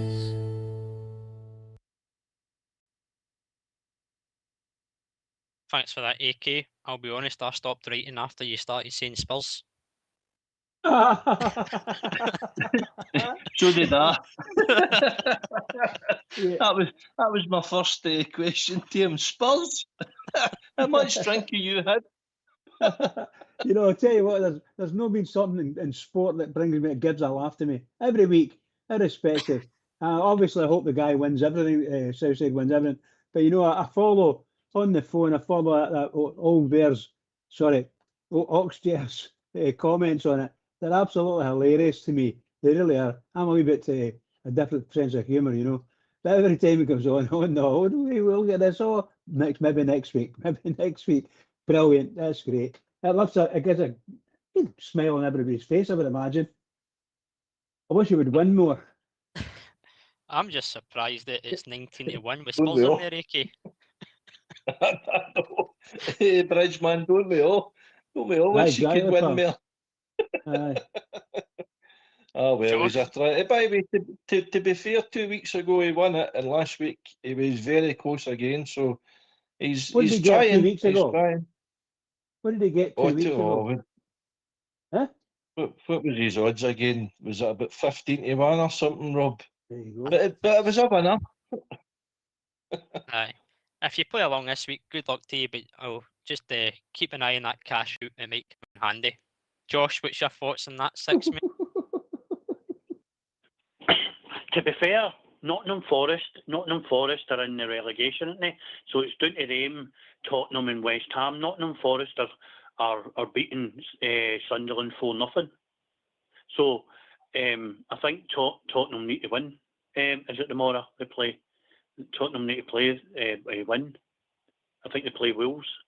So I think they need to win, because that's them 6 points behind them and West Ham. I think it's West Ham and Spurs, because I was watching the Sunderland and Nottingham Forest game there, and they're rampant with the goals, 4-0 up at half time. So but I usually do the Southside 6 anyway. So I only do it for a fiver, so it's only a fiver. So, but he's had it up quite a few times, and I had it up the last time he got it up and all.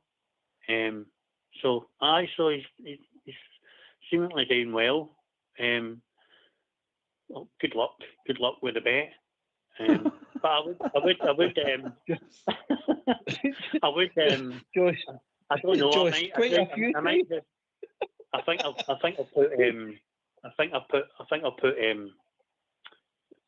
I'll leave Spurs out and Dave Falkirk. I like that one. Well said. Woohoo! Oh, brilliant. So good luck to you if you play along with that Super 6, and hopefully he gets a few winners between now and the end of the season as well. Big man's always trying. But turning our focus back to Sunday, Josh, obviously, as you know, mate, it's Motherwell at Ibrox. AK mentioned it earlier on in the show. They're yet to beat us this season. 2 draws and 1 win for Rangers. So Motherwell have obviously hit a bit of bad form of late. They've started well in the season. They've obviously got a lot of plaudits from the way they've played, the way their seasons went. But they've lost 4 of the last 5 games, mate. We're on a good run, unbeaten in the league in 16. A lot of positives and a lot of hope going into this game that it's 3 points on the board and another step closer.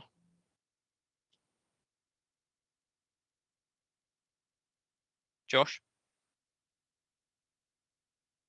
Motherwell, sorry, Robert, I had it on mute for you to talk. Motherwell are like 5 games without a win, aren't they? So I think that's right. The last time I checked, and we're on the roll. Listen, we're the Forum team. We'll get the best team. We'll get the best manager, I think, in this run-in as well. All we need to do is just focus, and I would play 2 up front. I would play Chermiti and Miovski, because Miovski led the line against Falkirk when he came on. Do you know what I mean? He's a penalty box finisher. He's a good finisher. He's the best finisher at the club. Chermiti drifts out wide if you ever see him sometimes, but Miovski stays rigid in the 6-yard box, and that's what we need. So if we play 4-4-2 and just get at them, but I agree with what you're saying with Motherwell. They are a good possession football team, and they will hurt you if you're not focused. And we need to be at it from minute 1 to whatever minute the game finishes, because this is important. We can't drop any more points. We can't lose any more points. We've done that in the past when we're in our chance. We're the favourites to win the league. Now we are the favourites with the bookies to win the league. Let's do it. Just let's do it. Focus, get the players to play, and we'll win. I'm sure we'll win in front of a full house. AK, I know you touched on it earlier on, mate, about the two strikers. Obviously, Nadiri won't be involved on Sunday, and you're obviously going with the one striker, but it is a good debate to have, that you've got Chermiti and Miovski coming in, where they've been back in the goals. They obviously get a brace each against Falkirk. So good options to have, but Josh would rather see the two up front, but I think you've got a slightly different approach to that because of Nadiri's injury or fitness. Listen, I'm not totally against the two up front, but I think just because of the situation with Nadiri's injury, Josh, I'm trying to second guess obviously what our manager's going to do, and so far it looks like that he likes to keep that one striker on the bench, just to change something when and if it's needed. If he starts with both Chermiti and Miovski up front, if one of them is having a stinker, if one of them gets injured, who does he turn to on the bench then to replace that guy? Because you've not got that striker to come on for a straight replacement, you know. So you could be looking at Asgard to play as a false number 9. You could be promoting Mikey Moore up there. You could be bringing on Bajrami. You could be having to alter the formation to bring on Ant-Man, or change it again and tweak it again to move Gassama or Scov Olsen or something. So I just think that he likes to start a team obviously as strong as what he can. He'll be bringing back Sterling, I think, at right back. I think Romans is a game too early, so he'll go with Magoma. I think it'll be Giga. Fernandez is his back line, solid enough. I think he'll go with Raskin, Chukwani again. They seem to be the centre two, the basis of the formation to allow the front four. For me, it would be Asgard, Scov Olsen, Chermiti and Gassama. That's the team that I would start in a kind of diamond formation up top. And that leaves, plenty of options on the bench if need be, with Tavernier there, with Barons there, Max Aarons, again, if there's an issue with a fullback, get Bajrami, Moore, Miovski and Ant-Man. So there are loads of options there, which is good, and they're all hungry for scoring goals. You get Mikey Moore on the bench, mate? Do you say starting Gassama and Scov Olsen out wide? I did, and the reason for that is he get hooked at half time at Falkirk, Rob. He didn't have a great impact on the game. And I just think that Asgard is contributing to the team a lot more than what supporters appreciate, and I think the manager appreciates that. So it's not a bad thing. I mean, we all know that Mikey Moore is capable of getting to the team, but it's also not a bad thing to say, hey, listen, you're not playing as well as what you did a few weeks ago. Sit out, get hungry again, and then make a difference when you come on the park. That's an interesting one, mate. Interesting. Obviously, had that kind of niggle, and Daniel mentioned about his fitness was up and down that week of the Falkirk game, and it was probably right to take him out at half time. He's had that break. He's obviously trained well by the sounds of it. Never mentioned him in his press conference today, but a lot of options there. AK, and one man that Bridgeman, sorry, a lot of things that AK said there was Asgard. 1 goal, 2 assists in his last 3, but he's starting to kind of show a wee bit of more promise about him, a bit more committing to the final third. helping goals, helping assists and good play. I think for me, Bridge, Asgard keeps his position come Sunday. What's your take on the team lineup is for Sunday as well? Any drastic changes? No. For me, it's if they weren't playing in the last game, then they will not be playing in this game in general. So the team should be similar to what we had, apart from injuries. Asgard, I think, I've always thought he's quite a good player, but sometimes there are some weeks when he seems to be lost all at sea, and he just can't get his game together on the park. And I noticed he's substituted a few times, but there's other times he's been sitting on the bench and he's came on and did quite well. So I still think there's a smashing player in there, but we can't get it out. He's no bringing it out, he's not letting it come out or whatever. But the last couple of games, he's been contributing goal-wise and sort of assists-wise. I think he's doing very well. He's been involved. Some beautiful chips he's put in.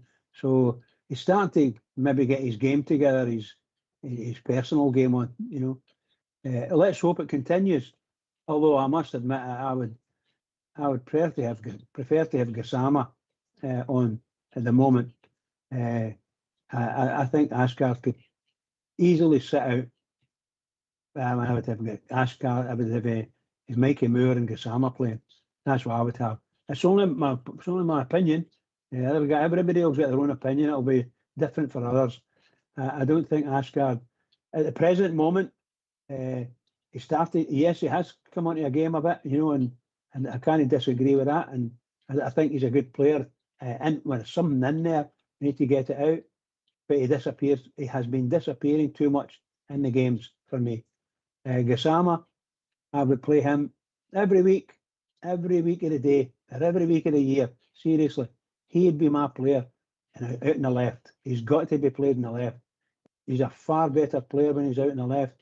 He's a lot more confidence. And if he gets a wee bit trouble and any problem, you can let him wander. There's no bad wandering as well, And if it doesn't work for him, put him off. Because it's all about people taking, shall we say, big chunks out of him. That's all that's about, You're probably getting booted. What if he gets a lot booted? He moves out the game out of the way. But I like Gassama. I hope he plays. And what can we say? You've got Chermiti. You've got Miovski up front. They two are dynamite. The way they've been now, they're playing well. Two scored 2 goals in the last game. So they're just you can't afford to lose, not to have them in the park. However, the manager's still going to. He's the one who's going to pick them. I agree with the midfield of what's his name? Oh, for God's sake, Raskin. That's the one. Raskin and the big fella. Yeah, I like them. They're going to play. And of course, I dare say the right back will be Sterling if he's fit. And of course, our goalkeeper Butland and Ngomo, he'll be playing because the left back isn't there. And I don't think I've not got a place for Tav, to be honest. But we'll see what happens. I'm quite keen. I think for me, and Josh will come to yourself here, mate. I think for me that the team that started against Falkirk, the majority of that will be the same come Sunday. I think the only change for me would be Sterling in at right back for Tavernier. I think Motherwell can pose a lot of threats down the wings. I think we've seen that Falkirk exploited that area in particular. Same as they did on McGoma's side. But I think when you've got Sterling there, it gives you pace, it gives you power, it gives you strength. I think it's a game that suits Sterling as well. I think we're just more solid in defence.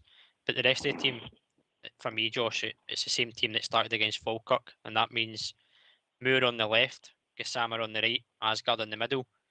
But Bridgman makes a point, he'd like to see Gassama more on the left. We've seen the impact he made in the second half, but that's the problem you've got, is he shows it on the left, doesn't show it on the right, but Mikey Moore's made that left position his own almost. I'd play the exact same team.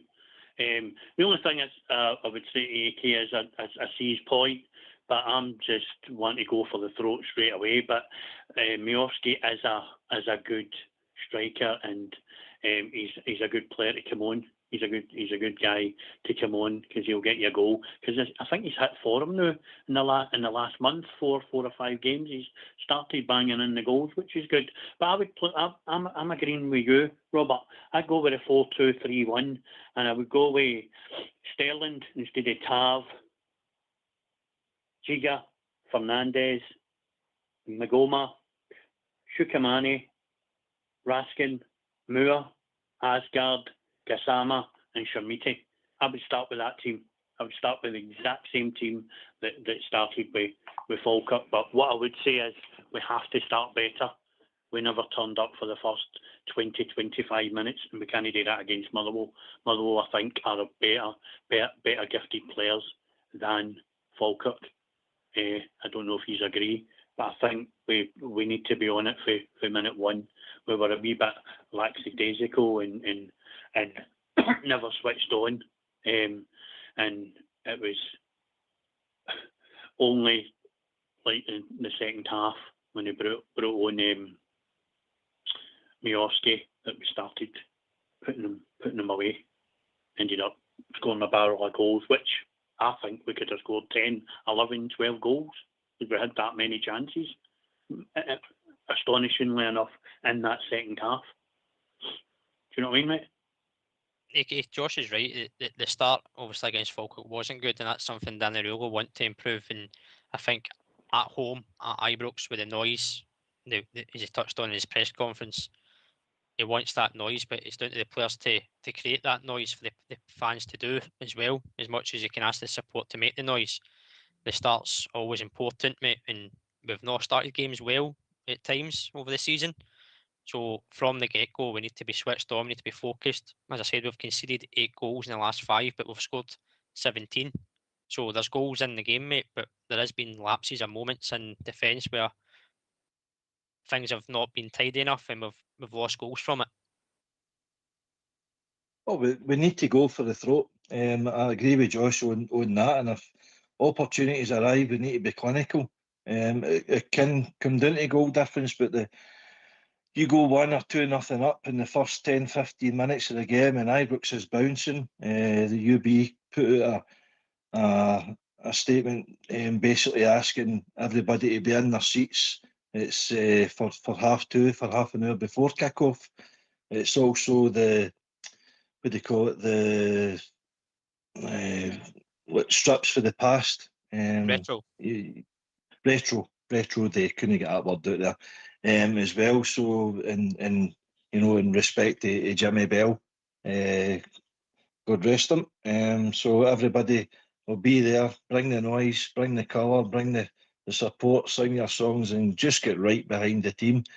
The team should respond, hopefully, and get on top of Motherwell as early as they can. I mean, they're still in a position where they're playing and battling with Hibs for a European spot, so they've still got something to play for. So they'll come and be, organised. They've proved that they can play some nice football, but it's now just about effort and desire and who wants it most. And let's hope it's us that they come away with a nice victory. Just any victory, but if we're scoring 2, 3, 4, then that's great for our goals aggregate as well, mate. Brisbane, that's the thing about the home games of late. Obviously, we've had Aberdeen, Dundee United, both at Ibrox in recent times, and we've scored 4 goals in both games. So suddenly we are starting to create chances. We're getting more players in the box. We're taking the chances when they come, as AK says. We're being clinical. We're in a real good position here. And as Danny Rule says, the focus is there from the squad, from him. They're eager to get going again. That wee break's been good for them to get together. But now it's all focused on these next 5 games, which they will fly in. And it's about how we start this one on Sunday, mate. Yeah, of course. We've got to be able to start well. Although the last time we played there, Romans wasn't in. It became a weak spot in their defence. So we've got to take care of that as well. So hopefully we'll get someone that's going to slot in. I don't know if Ngomo is the person to do it. Maybe put Sterling in there at left back. I don't know. But it's got to be somebody that's strong and I don't know if Ngomo's got the strength. I was trying to say that earlier, but look, the manager's going to play them the way he sees it. But I think that's a big weak spot, and the confidence isn't. It's there, but the doubts are more. Let's put it that way. So we can't afford to lose early goals. Just don't do it. Just can't be done. We need to be everybody got to concentrate and do it. If we're going to play Sterling, I would play Tavernier right back, and if we're going to play Sterling at all, I would stick him on at left back because we're stuck with no better left back other than Ngomo. So it's the way it's going. I just see it that way. But obviously, based on the teams that we've all said earlier on, then it's going to be Sterling on the right and then Ngomo on the left, and that's all there is to it. So that's two of our fullbacks that's done as well all season, but from goals and chances and they're talking about the Romans and Tav, and they're not in the game, and these are crucial, absolutely crucial. So I hope the medical side of our club is doing their job correctly and make sure these guys are back in the side as quickly as possible. Josh, just before we start to wrap up, mate, obviously we kick off at 3 o'clock on Sunday. Hearts are playing Hibs away at 4:30. There's an opportunity there to, if we get the win, to go top of the league, and I'm sure the Hearts fans will be keeping an eye on the score, because all of a sudden you're checking scores, you're keeping an eye on it, because it becomes a very crucial time of the season where you don't want to slip up. But that be a bit of pressure that the Hearts fans could see a Rangers victory, see us top of the table, that could get passed onto the pitch, but the focus is we've got to get that win first to even allow them to do that. Give a job first, Robert. Get the win. Put the pressure on Hearts, but I wouldn't count out Hibs. The last time Hibs played Hearts at Easter Road, they hammered them. And it was only two stupid late goals that put the pressure on Hibs, and they sat back. It was all Hibs the last time they played that Edinburgh Derby, if you remember. Hibs annihilated them. Shots, possession and everything, goals and everything. They were an easy street. Two stupid goals, they let Hearts back in, and it was panic time for them. But they held on. I'm no 100% confident of Hearts beating Hibs. No, Hibs are still there with something to play for as well. I think Hibs can will take something for Hearts. So it's up to us, and then we could be top of the league by tea time or evening time on Sunday. What an amazing feeling! And then we're all on here on Monday, happy and even more excited. Do you know what I mean? Exactly, mate. It's an interesting, exciting time, and it's going to be tense, it's going to be nervy, but it's certainly going to be exciting. Final word from yourself, Josh? Aye, thanks very much, Robert. Thanks, AK and Bridgeman and everybody that's listening to the show. It's always a pleasure to be on and give my thoughts and all that. It's all about opinions, but we really need to play. We need to turn up. And when we play Motherwell, we really need to. We can't do a performance and start like we've done against Falkirk. We can't be giving away goals. It's too much pressure, because we'll come a cropper one day. I know we're scoring goals, but we can't really rely on that all the time. I'd rather us just go for the throat, as AK said, and I said, and just get 3 points and get an easy lead into half time. See the support are picking me up. We're all shouting and singing and happy. Thanks very much, guys, for having me on. I'll speak to you again. Cheers. Cheers, mate. Always good to hear from you. Have a good weekend. AK. Good show tonight, and thank Josh for his call there and contribution. No, I agree, and that's a good thing about this platform. That's what it's there for. It's only our opinions, and your opinions welcome. So I hope everybody enjoyed the show. I'm of the same opinion Josh here, actually. If he's still listening, I think Hearts will drop points at the weekend. I think Hibs have got that in centre still with the European spots available. I think they will be expecting Rangers to beat Motherwell, which will put them level in points with them in fourth place. so they've got an incentive there. I don't see Celtic dropping points home to Falkirk. I think their season will probably peter out. But if the results go as planned, that puts us top of the league getting into the next set of fixtures. So, aye, good show tonight, Rob. Yourself, the legend that is the Bridgeman, and the Takey team in the background. On the Rangers. I'm like yourself, mate. I've actually got a wee split predictor I done when the fixtures come out. I've got Hearts drawing this weekend with a Rangers victory and a Celtic defeat. So there you go. That's my prediction. Final over to yourself, Bridgeman. Oh, what can I say? What a great night, Robert. What a great night. AK, fantastic. Absolutely brilliant. Of course, the big techie boys in the background there. They're the tops. They're the tops. Well done. Thanks very much. I really enjoyed my night. Really enjoyed it. Good discussions and fair comments from everybody.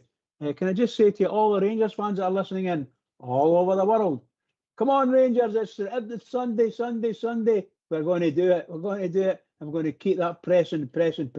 So everybody, keep it going for the Rangers because they really need us, and so do they. Cheers, mate. Always a pleasure. I just finish up by saying big thank you to AK and Bridgeman for joining myself doing the show this evening. Josh for calling in as always. Fox and Old School Blue in the background doing the technicals, and everybody out there that's listened on social media. This has been Rangers Radio. We'll be back on Monday night at 8 PM. Again, a lot of us have got commitments on Sunday, and a few of us will be at Ibrox to cheer Rangers to victory. Enjoy your weekend, and as always, remember, we are the people. Come on, the Rangers. Take it away, Old School Blue.